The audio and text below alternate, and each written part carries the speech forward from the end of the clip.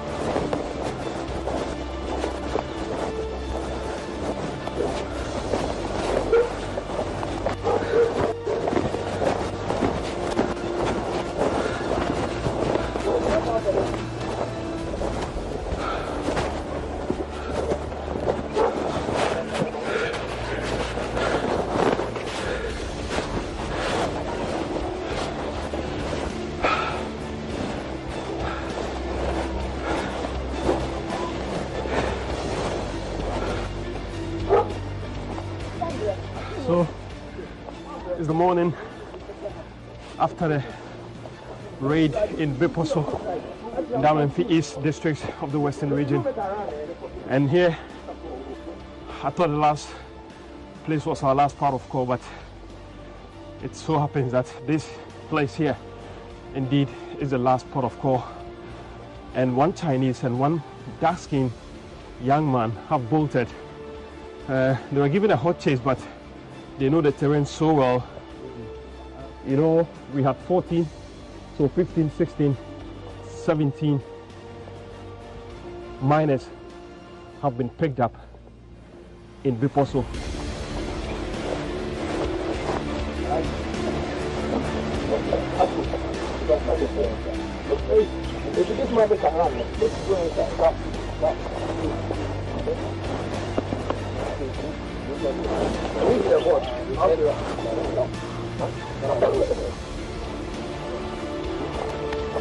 So let's go inside and see what we have in here.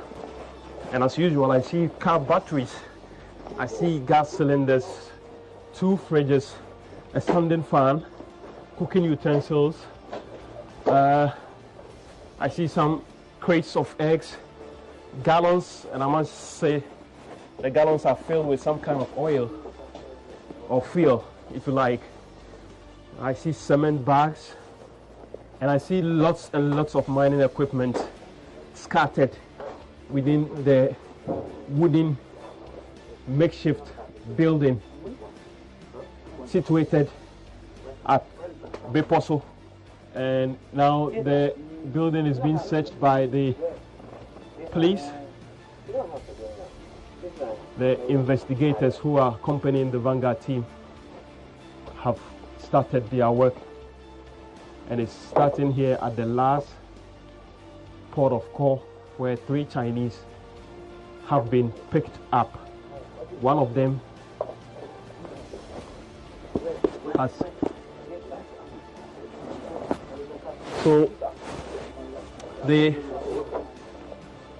police, 2 of them who form part of the Operation Vanguard team, have started investigating. In fact, I must say they just picked up 3 casings, and I see one under the bed.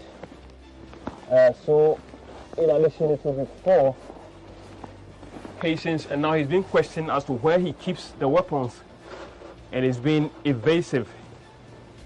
He doesn't want to disclose where he keeps his weapon. And I also find a camouflage here. Yeah. Yeah. Not just one, but this is another one. So I find 2 camouflage jackets. This feels heavy.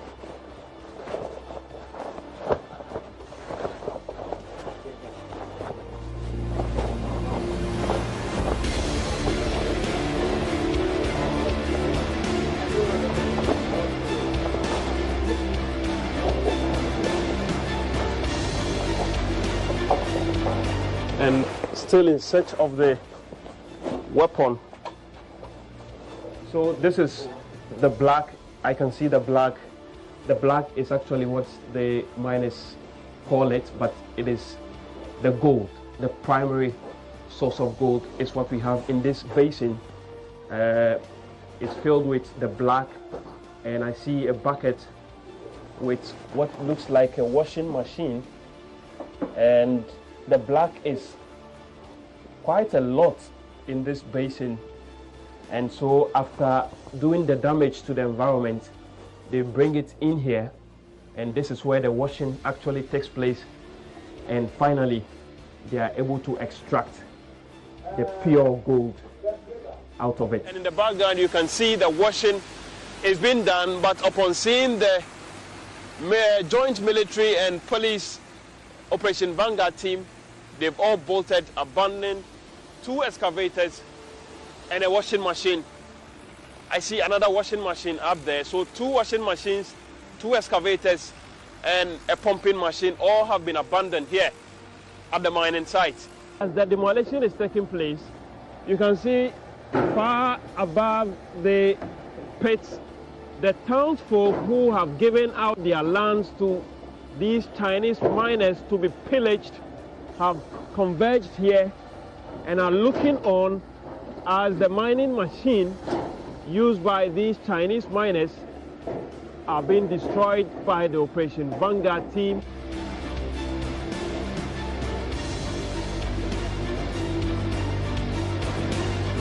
After the demolition of the mining equipment, the makeshift structures that the illegal miners use as their abode have also been set ablaze here by members of the Operation Vanguard team.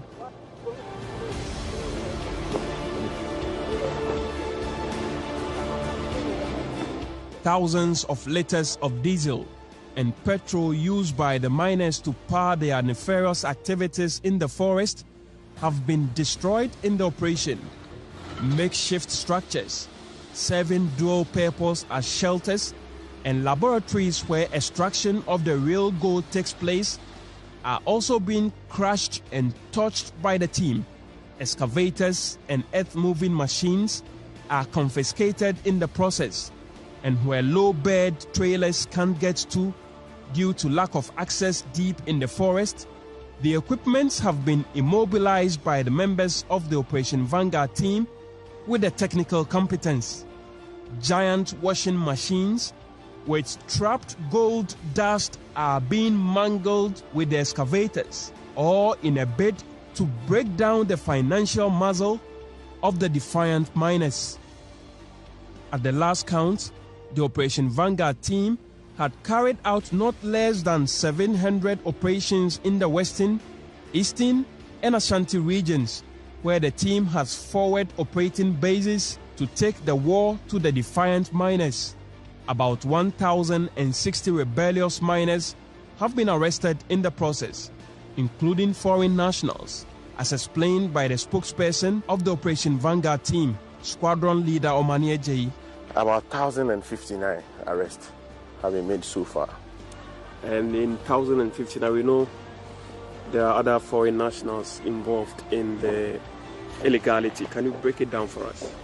The foreign nationals involve about 132 Chinese and some other people from Togo, Burkina Faso, the Chinese. And the Chinese so far we have arrested. For the Togo, Burkina Faso, we have not arrested much. We have arrested, I think, 1 Togolese, 3 Burkinabes, and Nigerians and Nigerians. But for the Chinese, we have arrested about 132 of them.